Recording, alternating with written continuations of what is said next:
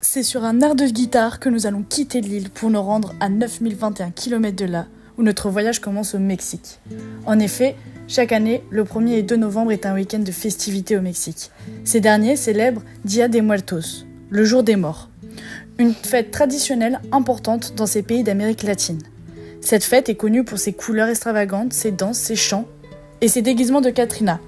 Une tradition loin d'être triste, au contraire, c'est une occasion joyeuse où se réunissent dans une explosion de couleurs les familles pour honorer leurs défunts et célébrer la vie des morts en créant des autels avec des décorations colorées et des aliments.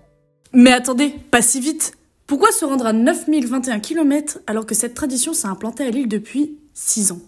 Maintenant, faisons marche en arrière et revenons dans le nord pour retrouver Majda Hamlaoui qui s'est rendue ce dimanche 3 novembre à l'événement organisé par le collectif Yolitsi. Salut à tous, aujourd'hui on est sous les nuages de l'île mais on se rapproche du soleil du Mexique avec le festival de Dia de Muertos.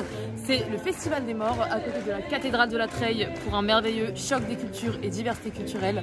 C'est organisé par le collectif Yolitsi, une association bénévole qui sert à inclure les cultures dans les pays. C'est à 16h que les festivités commencent. Le point de rendez-vous est la gare Les Flandres où plus d'une centaine de personnes sont présentes pour célébrer dans la joie et la bonne humeur Dia de los Muertos. En tête de cortège, on y retrouve le fameux collectif Yolitsi, déguisé de la tête aux pieds en Catrina. C'est un symbole fort de cette fête, ce sont des squelettes féminins très célèbres dans les défilés mexicains de la fête des morts. Les vivants se déguisent et se maquillent pour avoir l'aspect d'un squelette et se rapprochent au maximum de leurs défunts. En levant un peu plus haut la tête, on peut apercevoir des grandes pancartes représentant des calaveras, autrement dit des têtes de mort mexicaines. Les calaveras font donc référence au crâne des ancêtres. Pour les Mexicains, la mort serait alors quelque chose de positif qui mérite une grande fête. Le cortège déambule dans les rues de l'île pour continuer la fête au pied de la cathédrale Notre-Dame de la Treille jusqu'à la tombée de la nuit.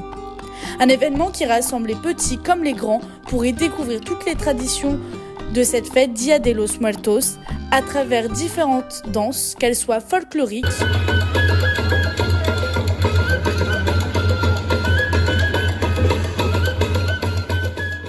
préhispaniques,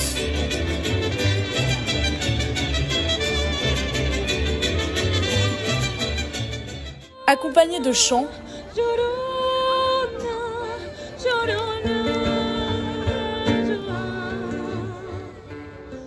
et de la réalisation d'une offrande éphémère. Et c'est la fin de notre escapade au Mexique sur la découverte d'une tradition festive, Dia de los Muertos.